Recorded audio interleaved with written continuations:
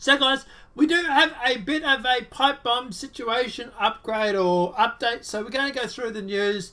Look, I'll probably once a day go through and just give you all the facts regarding this pipe bomb situation, at least for the next day or two, in one video. So you can just tune into the updates and they'll keep you up to date with exactly what I found out and what's happening with it.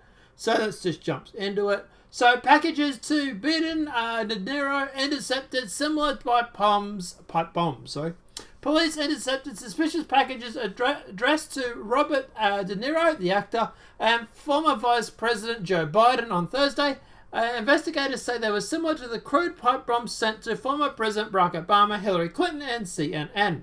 X-rays show that the packages covered in the Manhattan address to De Niro, has been a critic of President Donald Trump, contained a device like those sent to prominent Democrats, and CNN investigators said. So law enforcement said the similar packages addressed to Biden were intercepted at Delaware mail facility. Pipe bombs found early in the week were intercepted for at least 7 officials, including Hillary Clinton, Barack Obama, and Democrat Representative Maxine Waters, although I think that was the return address, but anyway. The FBI edition packages may have been mailed to other locations. None of the bombs detonated, no one was injured. There was a breakdown of what we know so far, but we've already covered most of this anyway. Second thing we found out is crudely made package bombs will provide Treasury trove of evidence that will be used to catch culprit, experts say. So investigators are working around the clock to identify who's behind the series of packages bombs sent to several high-profile Democrats, including former President Barack Obama and former Vice President Joe Biden. Fortunately for the victims and the investigators, the bombs were crudely made and did not explode and contain a treasure trove of valuable information that can be used to track down the culprit. There's DNA that can be recovered from the device. Ryan Morris, founder of the Tripwire Operation Group, and a company provides explosive training to law enforcement and military officials, told Fox News.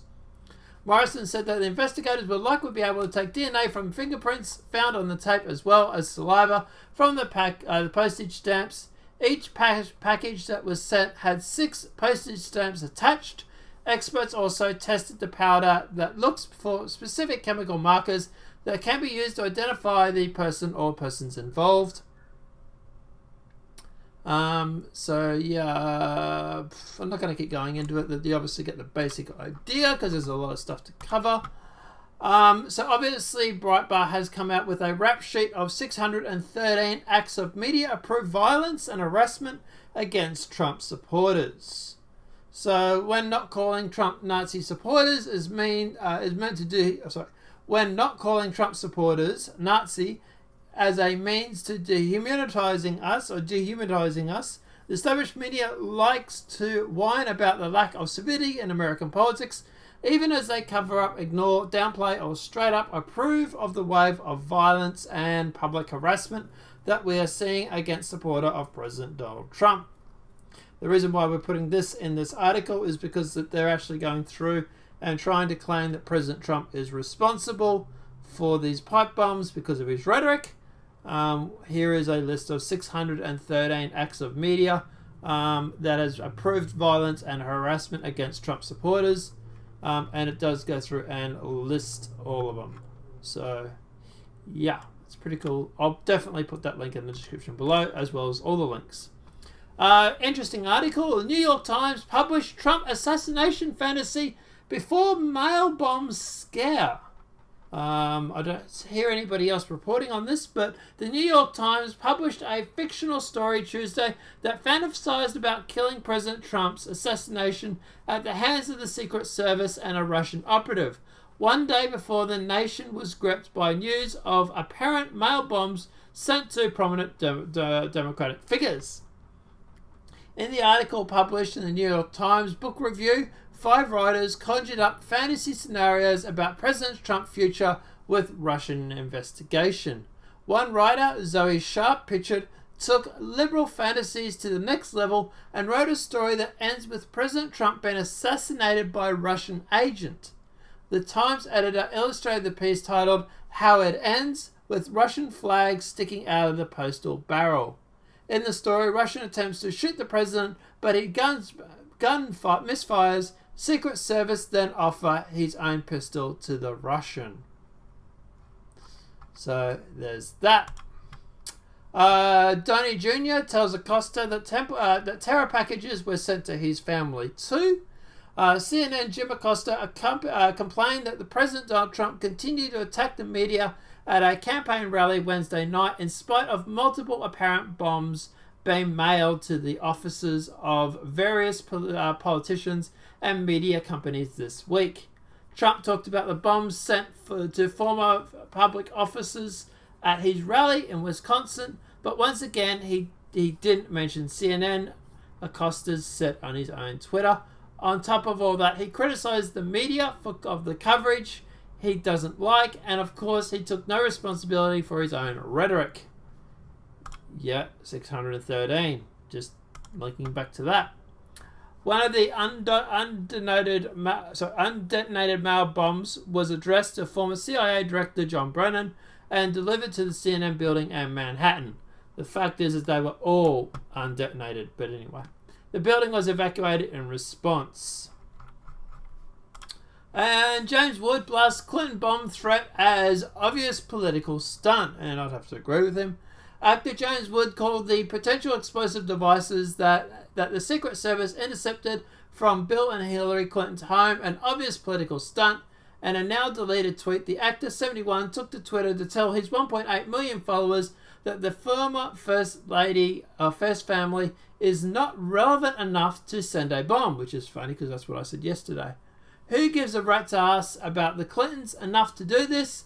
Obviously political stunt, Woods tweeted Wednesday. His post referenced a tweet from the Associated Press that said the potential explosive device were found in Bill Hillary Clinton's home in a suburban New York. There was also news that has gone through and explained that these bombs were not actually designed to go off. I couldn't find that story. I'll try and do that very quickly while I'm talking.